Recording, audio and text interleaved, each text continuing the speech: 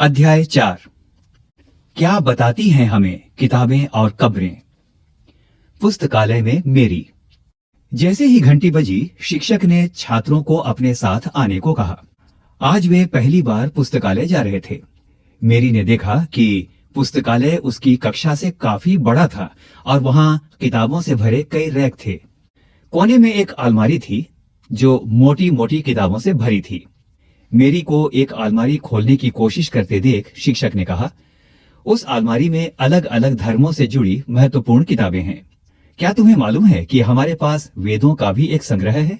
मेरी सोचने लगी, वेद क्या है? चलो पता लगाएं। दुनिया के प्राचीनतम ग्रंथों में एक। शायद तुमने वेदों के बारे में सुना होगा। वेद 4 हैं: ऋग्वेद, सामवेद, यजुर्वेद तथा अथर्ववेद। सबसे पुराना वेद है ऋग्वेद, जिसकी रचना लगभग 3500 साल पहले हुई। ऋग्वेद में 1000 से ज्यादा प्रार्थनाएं हैं जिन्हें सूक्त कहा गया है। सूक्त का मतलब है अच्छी तरह से बोला गया। ये विभिन्न देवी देवताओं की स्तुति में रचे गए हैं। इनमें से 3 देवता बहुत महत्वपूर्ण हैं: अग्नि, इंद्र और सोम। अग्नि आग के देवता, इंद्र युद्ध के देवता हैं और सोम एक पौधा है जिससे एक खास पेय बनाया जाता था। वैदिक प्रार्थनाओं की रचना ऋषियों ने की थी। आचार्य विद्यार्थियों को इन्हें अक्षरों, शब्दों और वाक्यों में बांटकर सस्वर पाठ द्वारा कंठस्थ करवाते थे। अधिकांश सूक्तों के रचयिता सीखने और सिखाने वाले पुरुष थे। कुछ प्रार्थनाओं की रचना महिलाओं ने भी की थी। ऋग्वेद की भाषा प्राक संस्कृत या वैदिक संस्कृत कहलाती है। तुम स्कूल में जो संस्कृत पढ़ती हो उससे यह भाषा थोड़ी भिन्न है। पृष्ठ संख्या 36। संस्कृत और अन्य भाषाएं। संस्कृत भाषा भारोपीय यानी भारत और यूरोपीय भाषा परिवार का एक हिस्सा है। भारत की कई भाषाएं असमिया, गुजराती, हिंदी, कश्मीरी और सिंधी, एशियाई भाषाएं जैसे फारसी तथा यूरोप की बहुत सी भाषाएं जैसे अंग्रेजी, फ्रांसीसी, जर्मन, यूनानी, इतालवी, स्पेनिश आदि इसी परिवार से जुड़ी हुई हैं। उन्हें एक भाषा परिवार इसीलिए कहा जाता है क्योंकि आरंभ में उनमें कई शब्द एक जैसे थे। उदाहरण के लिए मातृ संस्कृत में है, हिंदी में वही माँ और अंग्रेजी में उसी को मदर कहते हैं। इन शब्दों को ध्यान से देखो। क्या तुम्हें इनमें कोई समानता नजर आती है? उपमहाद्वीप में दूसरे भाषा परिवारों की भी भाषाएं बोली जाती हैं। उदाहरण के लिए पूर्वोत्तर प्रदेशों में तिब्बत बर्मा परिवार की भाषाएं बोली जाती हैं। तमिल, तेलुगु, कन्नड़ और मलयालम द्रविड़ भाषा परिवार की भाषाएं हैं, जबकि झारखंड और मध्य भारत के कई हिस्सों में बोली जाने वाली भाषाएं ऑस्ट्रो एशियाटिक परिवार से जुड़ी हैं। अब कुछ तुम्हारे करने के लिए। उन भाषाओं की सूची बनाओ जिनके बारे में तुमने सुन रखा है। उनके भाषा परिवारों को पहचानने की कोशिश करो। हम जिन किताबों को पढ़ते हैं वे लिखी और छापी गई हैं। ऋग्वेद का उच्चारण किया जाता था और श्रवण किया जाता था, न कि पढ़ा जाता था। रचना के कई सदियों बाद इसे पहली बार लिखा गया। इसे छापने का काम तो मुश्किल से 200 साल पहले हुआ। इतिहासकार ऋग्वेद का अध्ययन कैसे करते हैं? इतिहासकार पुरातत्ववेत्ताओं की तरह ही अतीत के बारे में जानकारी इकट्ठी करते हैं, लेकिन भौतिक अवशेषों के अलावा वे लिखित स्रोतों का भी उपयोग करते हैं। चलो देखते हैं कि वे ऋग्वेद का अध्ययन कैसे करते हैं। ऋग्वेद के कुछ सूक्त वार्तालाप के रूप में हैं। विश्वामित्र नामक ऋषि और देवियों के रूप में पूजित 2 नदियों यानी व्यास और सतलुज के बीच यह संवाद एक ऐसे ही सूक्त का अंश है। इन दोनों नदियों को मानचित्र 1 जो पृष्ठ 2 में दिया गया है खोजें और फिर पढ़ें। पृष्ठ संख्या 37। सबसे पहले एक चित्र जो ऋग्वेद की पांडुलिपि का एक पन्ना है। अब पाठ पर चलें। जिस चित्र को आप देख रहे हैं यह भोज वृक्ष की छाल पर लिखी यह पांडुलिपि कश्मीर में पाई गई थी। लगभग 150 वर्ष पहले ऋग्वेद को सबसे पहली बार छापने के लिए इसका उपयोग किया गया था। इसी पांडुलिपि को देखकर अंग्रेजी अनुवाद तैयार हुआ। यह पांडुलिपि पुणे, महाराष्ट्र के एक पुस्तकालय में सुरक्षित है। विश्वामित्र और नदियों का पारस्परिक संवाद। विश्वामित्र: हे नदियों, अपने बछड़ों को चाटती हुई 2 दमकती गायों की तरह 2 फुर्तीले घोड़ों की चाल से पहाड़ों से नीचे आओ। इंद्र द्वारा दी गई शक्ति से स्फूर्त तुम रथों की गति से सागर की ओर बह रही हो। तुम जल से परिपूर्ण हो और एक दूसरे से मिल जाना चाहती हो। नदियां, जल से परिपूर्ण हम देवताओं के बनाए रास्ते पर चलती हैं। एक बार निकलने पर हमें रोका नहीं जा सकता। हे ऋषि, तुम हमसे प्रार्थना क्यों कर रहे हो? विश्वामित्र, हे बहनों, मुझ गायक की प्रार्थना सुनो। मैं रथों और गाड़ियों सहित बहुत दूर से आया हूं। कृपा करके अपने जल को हमारे रथों और गाड़ियों की धुरियों के ऊपर ना उठाओ, ताकि हम आसानी से उस पार जा सकें। नदियां, हम तुम्हारी प्रार्थना सुनेंगे, जिससे तुम सब सुरक्षित उस पार जा सको। इतिहासकार यह बताते हैं कि यह प्रार्थना उस क्षेत्र में रची गई होगी जहां ये नदियां बहती हैं। वे यह भी सुझाते हैं कि जिस समाज में ऋषि रहते थे वहां घोड़ों और गायों को बहुत महत्व दिया जाता था, इसीलिए नदियों की तुलना घोड़ों और गायों से की गई है। अब कुछ तुम्हारे सोचने के लिए, क्या तुम्हें लगता है कि रथ भी महत्वपूर्ण थे? अपने जवाब के लिए कारण बताओ। प्रार्थना की पंक्तियों को दोबारा पढ़कर यह बताओ कि उनमें परिवहन के लिए किन किन साधनों का उल्लेख है। ऋग्वेद की प्रार्थनाओं में अन्य दूसरी नदियों को, खासकर सरस्वती, सिंधु और उसकी सहायक नदियों का भी जिक्र है। गंगा और यमुना का उल्लेख सिर्फ एक बार हुआ है। मानचित्र 1 को देखो और ऐसी 5 नदियों की सूची बनाओ जिनके नाम ऋग्वेद में नहीं हैं। पृष्ठ संख्या 38। मवेशी, घोड़े और रथ। ऋग्वेद में मवेशियों, बच्चों, खासकर पुत्रों और घोड़ों की प्राप्ति के लिए अनेक प्रार्थनाएं हैं। घोड़ों को लड़ाई में रथ खींचने के काम में लाया जाता था। इन लड़ाइयों में मवेशी जीतकर लाए जाते थे। लड़ाइयां वैसे जमीन के लिए भी लड़ी जाती थीं, जहां अच्छे चारागाह हों या जहां पर जौ जैसी जल्दी तैयार हो जाने वाली फसलों को उपजाया जा सकता हो। कुछ लड़ाइयां पानी के स्रोतों और लोगों को बंदी बनाने के लिए लड़ी जाती थीं। युद्ध में जीते गए धन का कुछ भाग सरदार रख लेते थे तथा कुछ हिस्सा पुरोहित को दे दिया जाता था।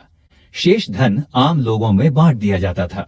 कुछ धन यज्ञ करने के लिए भी प्रयुक्त होता था। यज्ञ की आग में आहुति दी जाती थी। ये आहुतियां देवी देवताओं को दी जाती थी। घी, अनाज और कभी कभी जानवरों की भी आहुति दी जाती थी। अधिकांश पुरुष इन युद्धों में भाग लेते थे। कोई स्थायी सेना नहीं होती थी, लेकिन लोग सभाओं में मिलते जुलते थे और युद्ध व शांति के विषय में सलाह मशविरा करते थे। यहाँ वे ऐसे लोगों को अपना सरदार चुनते थे जो बहादुर और कुशल योद्धा हों। लोगों की विशेषता बताने वाले शब्द। लोगों का वर्गीकरण काम, भाषा, परिवार या समुदाय, निवास स्थान या सांस्कृतिक परंपरा के आधार पर किया जाता रहा है। ऋग्वेद में लोगों की विशेषता बताने वाले कुछ शब्दों को देखो। ऐसे 2 समूह हैं जिनका वर्गीकरण काम के आधार पर किया गया है। पुरोहित, जिन्हें कभी कभी ब्राह्मण कहा जाता था, तरह तरह के यज्ञ और अनुष्ठान करते थे। दूसरे लोग थे राजा। ये राजा वैसे नहीं थे जिनके बारे में तुम बाद में पढ़ोगी। ये न तो बड़ी राजधानियों और महलों में रहते थे, न इनके पास सेना थी, न ही ये कर वसूलते थे। प्रायः राजा की मृत्यु के बाद उसका बेटा अपने आप ही शासक नहीं बन जाता था। पृष्ठ संख्या 39। अब तुम्हारे लिए कुछ करने को। पिछले अनुभाग को एक बार फिर पढ़ो और यह पता लगाने की कोशिश करो कि राजा क्या करते थे। अब पाठ में चलें। जनता या पूरे समुदाय के लिए 2 शब्दों का इस्तेमाल होता था। एक था जन, जिसका प्रयोग हिंदी व अन्य भाषाओं में आज भी होता है। दूसरा था विश, जिससे वैश्य शब्द निकला है। इस विषय पर तुम अध्याय 5 में विस्तार से पढ़ोगी। ऋग्वेद में विश और जनों के नाम मिलते हैं, इसलिए हमें पुरुजन या विश, भरत जन या विश, यदुजन या विश जैसे कई उल्लेख मिलते हैं। क्या तुम्हें इनमें से कोई नाम जाना पहचाना लगता है? जिन लोगों ने इन प्रार्थनाओं की रचना की वे कभी कभी खुद को आर्य कहते थे तथा अपने विरोधियों को दास या दस्यु कहते थे। दस्यु वे लोग थे जो यज्ञ नहीं करते थे और शायद दूसरी भाषाएं बोलते थे। बाद के समय में दास, जिसका स्त्रीलिंग दासी है, शब्द का मतलब गुलाम हो गया। दास वे स्त्री और पुरुष होते थे जिन्हें युद्ध में बंदी बनाया जाता था। उन्हें उनकी मालिक की जायदाद माना जाता था। जो भी काम मालिक चाहते थे उन्हें वह सब करना पड़ता था। जिस युग में महाद्वीप के उत्तर पश्चिम में ऋग्वेद की रचना हो रही थी, उसी समय दूसरी जगहों पर एक अलग तरह का विकास हो रहा था। जरा देखें वहां क्या हो रहा था। खामोश प्रहरी, कहानी महापाषाणों की। अगले पृष्ठ के चित्रों को देखो। ये शिलाखंड महापाषाण यानी महा, बड़ा और पाषाण और पत्थर नाम से जाने जाते थे। ये पत्थर दफन करने की जगह पर लोगों द्वारा बड़े करीने से लगाए गए थे। महापाषाण कब्रें बनाने की प्रथा लगभग 3000 वर्ष पहले शुरू हुई। यह प्रथा दक्कन, दक्षिण भारत, उत्तर पूर्वी भारत और कश्मीर में प्रचलित थी। कुछ महत्वपूर्ण महापाषाण पुरास्थल मानचित्र 2 में दिखाए गए हैं। कुछ महापाषाण जमीन के ऊपर ही दिख जाते हैं, कुछ महापाषाण जमीन के भीतर भी होते हैं। पृष्ठ संख्या 40। सबसे पहले दिए गए चित्र पर एक चर्चा। यहाँ एक चित्र दिया गया है। इस तरह के महापाषाण को ताबूत शवाधान सिस्ट कहा जाता है। यहाँ दिखाए गए सिस्ट में एक पोर्ट होल या बड़ा सुराख है जो शायद पत्थरों से बने हुए कमरे में जाने का रास्ता था। चित्र 2, इस समय इसके वर्णन को देख लें। इस पृष्ठ पर बाईं ओर 2 चित्र हैं जो महापाषाण कब्रों से मिले लोहे के सामान हैं। बाईं ओर घोड़े के लिए सामान, नीचे बाईं ओर कुल्हाड़ियां और सबसे नीचे एक कटार का चित्र दिया गया है। अब आइए पाठ में चलें। कई बार पुरातत्वविदों को गोलाकार सजाए हुए पत्थर मिलते हैं, कई बार अकेला खड़ा हुआ पत्थर मिलता है। यही एकमात्र प्रमाण है जो जमीन के नीचे कब्रों को दर्शाते हैं। महापाषाणों के निर्माण के लिए लोगों को कई तरह के काम करने पड़ते थे। हमने जो कार्यों की सूची बनाई है उन्हें क्रमबद्ध करो। गड्ढे खोदना, शिलाखंडों को ढो कर लाना, बड़े पत्थरों को तराशना और मरे हुए को दफनाना। इन सब कब्रों में कुछ समानताएं हैं। सामान्यतः मृतकों को खास किस्म के मिट्टी के बर्तनों के साथ दफनाया जाता था, जिन्हें काले लाल मिट्टी के बर्तनों यानी ब्लैक एंड रेड वेयर के नाम से जाना जाता है। इनके साथ ही मिले हैं लोहे के औजार और हथियार, घोड़ों के कंकाल और सामान तथा पत्थर और सोने के गहने। तुम्हारे सोचने के लिए एक प्रश्न, क्या हड़प्पा के शहरों में लोहे का प्रयोग होता था? पृष्ठ संख्या 41। लोगों की सामाजिक असमानताओं के बारे में पता करना। पुरातत्वविद यह मानते हैं कि कंकाल के साथ पाई गई चीजें मरे हुए व्यक्ति की ही रही होंगी। कभी कभी एक कब्र की तुलना में दूसरी कब्र में ज्यादा चीजें मिलती हैं। मानचित्र 2 पर जो पृष्ठ 13 में दिया गया है, ब्रह्मगिरी को खोजो। यहाँ एक व्यक्ति की कब्र में 33 सोने के मनके और शंख पाए गए हैं। दूसरे कंकालों के पास सिर्फ कुछ मिट्टी के बर्तन ही पाए गए। यह दफनाए गए लोगों की सामाजिक स्थिति में भिन्नता को दर्शाता है। कुछ लोग अमीर थे तो कुछ लोग गरीब, कुछ लोग सरदार थे तो दूसरे अनुयायी। क्या कुछ कब्रगाहें खास परिवारों के लिए थीं? कभी कभी महापाषाणों में एक से अधिक कंकाल मिले हैं। वे यह दर्शाते हैं कि शायद एक ही परिवार के लोगों को एक ही स्थान पर अलग अलग समय पर दफनाया गया था। बाद में मरने वाले लोगों को पोर्ट होल के रास्ते कब्रों में लाकर दफनाया जाता था। ऐसे स्थान पर गोलाकार लगाए गए पत्थर या चट्टान चिन्हों का काम करते थे, जहां लोग आवश्यकतानुसार शवों को दफनाने दोबारा आ सकते थे। इनाम गांव के एक विशिष्ट व्यक्ति की कब्र। मानचित्र 2 में जो पृष्ठ 13 में दिया गया है, इनाम गांव को खोजो। यह भीमा की सहायक नदी घोड़ के किनारे एक जगह है। इस जगह पर 3600 से 2700 साल पहले लोग रहते थे। यहाँ वयस्क लोगों को प्रायः गड्ढे में सीधा लिटाकर दफनाया जाता था। उनका सिर उत्तर की ओर होता था। कई बार उन्हें घर के अंदर ही दफनाया जाता था। ऐसे बर्तन जिनमें शायद खाना और पानी हो, दफनाए गए शव के पास रख दिए जाते थे। एक आदमी को 5 कमरों वाले मकान के आंगन में 4 पैरों वाले मिट्टी के एक बड़े से संदूक में दफनाया गया था। बस्ती के बीच में बसा यह घर गांव के सबसे बड़े घरों में से एक था। इस घर में एक अनाज का गोदाम भी था। शव के पैर मुड़े हुए थे। पृष्ठ संख्या 42। तुम्हारे सोचने के लिए, क्या तुम्हें लगता है कि यह किसी सरदार का शव था? अपने जवाब का कारण बताओ।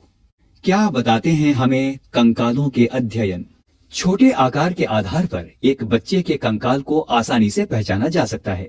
लेकिन एक बच्चे और बच्ची के कंकाल के बीच कोई बड़ा फर्क नहीं होता। क्या हम यह पता लगा सकते हैं कि कंकाल किसी पुरुष का था या स्त्री का? कभी कभी लोग कंकाल के साथ मिले सामानों के आधार पर इसका अंदाजा लगाते हैं। उदाहरण के लिए, यदि कंकाल के साथ गहने मिलते हैं तो कई बार उसे महिला का कंकाल मान लिया जाता है। लेकिन ऐसी समझ के साथ समस्याएं हैं, क्योंकि अक्सर पुरुष भी आभूषण पहनते थे। कंकाल का लिंग पहचानने का बेहतर तरीका उसकी हईस्त्रयों की जांच है। चूंकि महिलाएं बच्चों को जन्म देती हैं, इसीलिए उनका कटी प्रदेश या कूल्हा पुरुषों से ज्यादा बड़ा होता है। ये समझ कंकालों के आधुनिक अध्ययन पर आधारित है। आज से लगभग 2000 साल पहले चरक नाम के प्रसिद्ध वैद्य हुए थे। उन्होंने चिकित्सा शास्त्र पर चरक संहिता नाम की किताब लिखी। वे कहते हैं कि मनुष्य के शरीर में 360 हईस्त्रयां होती हैं। यह आधुनिक शरीर रचना विज्ञान की 206 हईस्त्रयों से काफी ज्यादा है। संभवतः चरक ने अपनी गिनती में दांत, हईस्त्रयों के जोड़ और कार्टिलेज को जोड़कर यह संख्या बताई थी। तुम्हारे लिए कुछ करने को। जरा सोचो, तुम्हारे अनुसार शरीर के बारे में उन्होंने इतनी विस्तृत जानकारी कैसे इकट्ठा की होगी? इनाम गांव के लोगों के काम धंधे। इनाम गांव में पुरातत्वविदों को गेहूं, जौ, चावल, दाल, बाजरा, मटर और तिल के बीज मिले हैं। कई जानवरों की हड्डियां भी मिली हैं। कई हड्डियों पर काटने के निशान से यह अंदाजा होता है कि लोग इन्हें खाते होंगे। गाय, बैल, भैंस, बकरी, भेड़, कुत्ता, घोड़ा, गधा, सुअर, सांभर, चितकबरा, हिरण, कृष्ण मृग, खरहा, नेवला, चिड़िया, घड़ियाल, कछुआ, केकड़ा और मछली की हड्डियां भी पाई गई हैं। ऐसे साक्ष्य मिले हैं कि बेर, आंवला, जामुन, खजूर और कई तरह की रस भरियां एकत्र की जाती थीं। पृष्ठ संख्या 43। इस प्रमाण के आधार पर इनाम गांव के लोगों के काम धंधों की एक सूची बनाओ। अन्यत्र यहाँ एक चित्र दिया गया है जिसमें चीन में व्यवहार में लाने वाली पांडुलिपि का चित्र है। एटलस में चीन को देखो। लगभग 3500 साल पहले हम यहाँ की लेखन कला के सबसे पुराने उदाहरण पाते हैं। यह जानवरों की हड्डियों पर लिखा गया था। इन्हें भविष्यवाणी करने वाली हड्डियां कहा जाता है, क्योंकि यह मान्यता थी कि ये भविष्य बताती हैं। राजा लोग लिपिकारों से इन हड्डियों पर सवाल लिखवाते थे, जैसे क्या वे युद्ध जीतेंगे, क्या फसलें अच्छी होंगी, या फिर क्या उन्हें पुत्र होंगे। फिर इन हड्डियों को आग में डाल दिया जाता था, जहां इनमें गर्मी से चटक कर दरारें पड़ जाती थीं। भविष्यवक्ता इन दरारों को बड़े ध्यान से देखकर भविष्यवाणी करने की कोशिश करते थे। जैसा शायद तुम भी सोच रही होगी, ये भविष्यवक्ता कभी कभी गलती भी करते थे। ये राजा शहरों में महल बनाकर रहते थे। उन्होंने बेशुमार दौलत इकट्ठी कर ली थी, जिनमें बड़े बड़े नक्काशी किए हुए कांसे के बर्तन भी शामिल थे, लेकिन वे लोहे का इस्तेमाल करना नहीं जानते थे। ऋग्वेद के राजा और इन राजाओं के बीच कोई फर्क बताओ। अगर आपको यह कहानी पसंद आई हो तो लाइक करिए और इसी तरह की और कहानियों तथा किताबों को सुनने के लिए सब्सक्राइब करें हमारे चैनल को और दबाएं बेल आइकन।